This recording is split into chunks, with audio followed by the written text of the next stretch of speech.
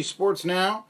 You know what we do? We own the Tri-Cities because I got the best guests and the hardest hitting opinions in the market every day. Today's show, we've got two writing legends, one local, one national. First, the national. 12:30, bottom of the hour, my friend Vito Stellino, the legendary football writer, votes on the Pro Football Hall of Fame, and still in his 80s down in Jacksonville, Florida, plays tennis every day. Thinks very young, but knows a lot and is going to be able to compare. We're going to be talking a lot about the history of the NFL for the next year. It's the 100th season and the 100th anniversary of the NFL. And so, what teams will have the legacies, what players will make the Hall of Fame. They're going to open up the senior committee to 10 enshrinees. And yes, I think that it is, there's a lot of stuff here that I'd like to talk to Vito, but really want to talk about, he's down there in Jacksonville. He's covered the Jaguars for years. VitoStolino.com. Used to do Florida Times-Union. Maybe you read him in the Sporting News when he would do the NFL column. But here's a guy who knows the Jaguars. And got to tell you, I do think the AFC South, I think it's up in the air. Hearing the Colts are the favorite. All right. But, you know what? I really think anybody can win it. I mean, Jaguars are just, how many minutes? What? 10 minutes away? I forget when they lost the lead in the fourth quarter of the AFC title game. Forgive me the ins and outs, that the exact time of that. But they had a lead in the fourth quarter, less than 15 minutes away from going to the Super Bowl 2 years ago. And you know what they did? They only picked up the quarterback that won the Super Bowl that year to guide their offense, to give it to Leonard Fournette, all this. But what about Jalen Ramsey pulling up in the armored truck? We'll talk to Vito about that. I mean, today's ball player. But are they any different than yesterday's? I've said this a million times. I mean, Ted Hendricks once came up to a Raiders training camp on horseback. It's becoming a thing. Then local boy done good. How's that for grammar? Jack Stallard.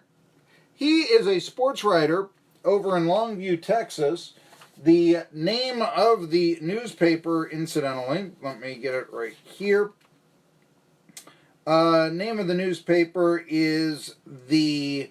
Oh, come on, Billson. Where is the name of the newspaper? President of the Texas Sports Writers Association, TSWA Chairman, All-State Longview News Journal. There you go. So you've got that. I'm kind of curious about some of the Texas sports writers that I talked to.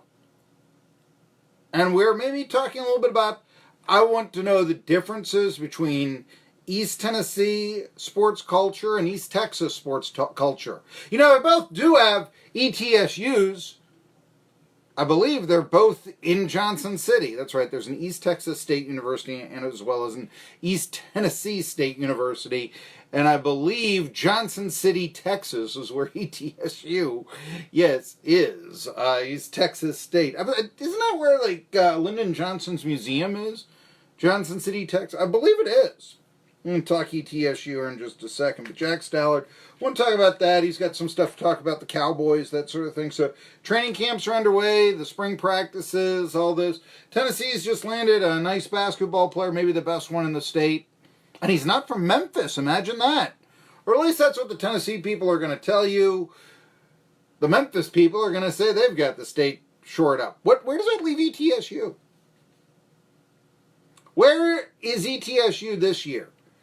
I've followed the Buccaneers all my life. Well, it's not necessarily true. I guess 1979 I wasn't following the East Tennessee State Buccaneers. But since about 86,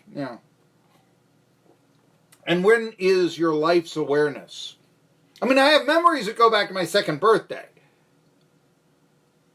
I remember, the tagline of kindergarten.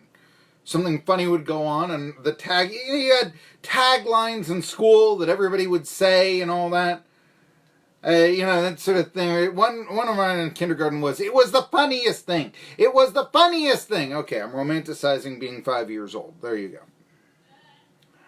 But what we have here is a situation where, I guess, you get to be 15, that really does beginning of life's awareness. When does that begin?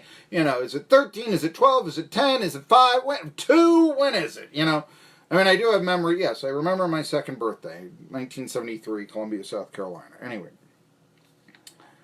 But, so I follow the Buccaneers, and let's say the last 30 years have a pretty good understanding of what they've done athletically in that time, maybe as well as anyone in the local media.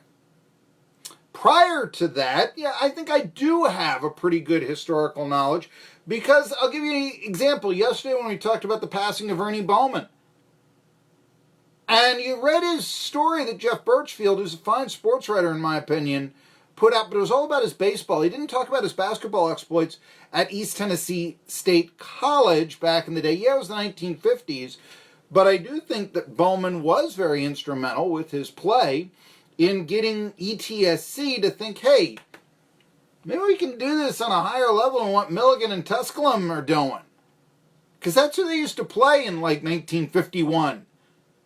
And then in 1954, when Bowman was a star basketball player, and ETSC went to the NAIA tournament in Kansas City. I was back in Kansas City back in those days. And they played the likes of Arizona State. Then maybe they started thinking, maybe we can do those things a little bit differently here. And I mentioned how, the old Watauga Invitational, how Hal Greer played at that tournament years and years ago, 1956. But how that was probably, and I'm theorizing here. I'm speculating. I don't have the documents and the interview, which perhaps I should try to get the interviews from there. But why ETSC back then was allowed or invited into the OVC in 1957 when they weren't in 1954, allowing a player of African American descent and a future Basketball Hall of Famer and Hal Greer to play in Johnson City. I can't believe that didn't have a big deal to do so. So I know ETSU, all right? And what reminds me this season for ETSU football is how much it reminds me of 1997. Now, it's not a new coach. That was the first time. Paul Hamilton, by the way, this radio station, yours truly, back in the day, first media outlet to interview Paul Hamilton when he became the ETSU coach. That is true. Way back 1997. Okay, I'm kind of proud of that. Had everybody beat. So since then, that's why people around here don't, they get upset. Billson beat us. How did WEMB beat us? Well, now we do it every day, right?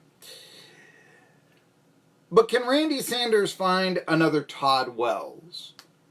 Remember Todd Wells? Well, if you're of the era, I would hope so, because he left, although he's not now, but he left the Southern Conference as the most prolific quarterback in terms of total offense, had more than 7,000 yards passing and just under 1,000 yards rushing in, at that time, Southern Conference history. He had more than 8,000 total yards. And it's since been broken. I mean, Devlin Hodges just set the FCS, passing record. Well, that's for yards. That's total offense. He had, 15,000. So I guess, But Wells is still, I think, in the top 10 all-time Southern Conference total offense. Double check that. But he was still up there. And if you don't remember, I'll tell you what happened. ETSU, just like this year, they were coming off a playoff season. Only time that ETSU has ever made the playoffs as we know them now. I mean, there was the bowl games of Grantland Rice and Burley and all that back in the day. But the real playoffs as we know them now, just 2 times have the Buccaneers made it, 96 and last year. So, same thing, coming off a playoff year and having to break in a new quarterback. Everybody thought it was going to be Jamie Chadwell. Chadwell is now the coach at Coastal Carolina, head coach there. He was, because Paul Hamilton was coming in, he was coming in from Air Force. Everybody thought that they were going to run the option, and they did, but it wasn't like the wishbone and, and all that. They were liable to go from the option under Todd Wells on one play to a passing formation on the next, or vice versa. And they did. And Wells was extraordinary in doing that. 4 years he was the starter. The reason why he beat out Jamie Chadwell got hurt in August, but I remember going to those practices at ETSU and saying, who's this Wells guy? He's playing better than Chadwell. And sure enough, Wells gets the start. He's just a freshman. And he does reasonably well. Posts up a winning record as a starter. As I said, he accounted for more yards than anybody up to that time in SoCon history.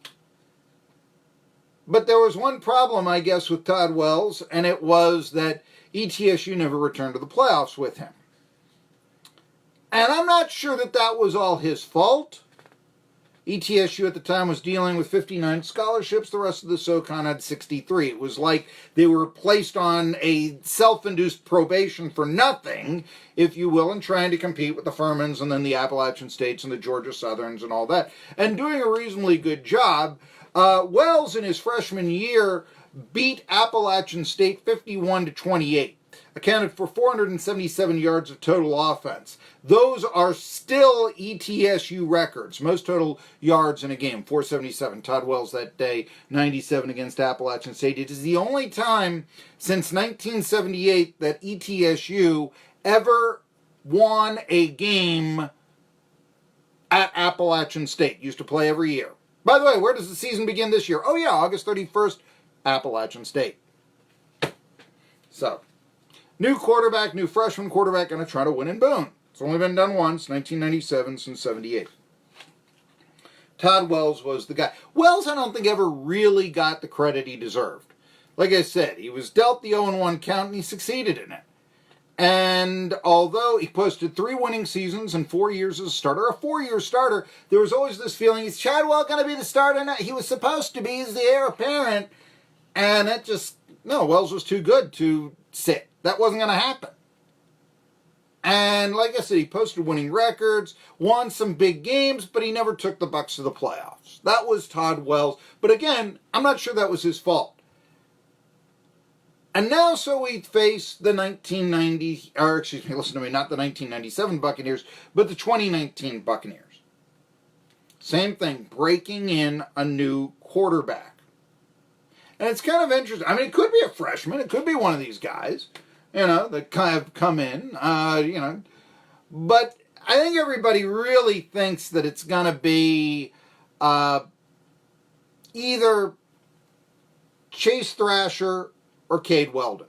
Thrasher, who transferred from Coastal Carolina, and Jamie Chadwell, speak of the devil, or Cade Weldon, who I think would probably be the favorite. Weldon, of course, the transfer from Miami, and,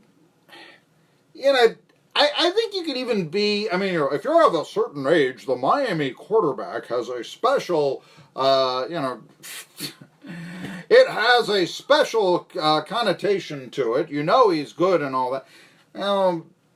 Maybe a little bit less now than in the 80s, I'll give you that. But, there's still that idea, the Purdue quarterback, the Miami quarterback. There's a certain establishment of quality that name implies. All right? So, we've got that going on. Anyway, I'm going to continue with this conversation when we return on Tri-City Sports Now.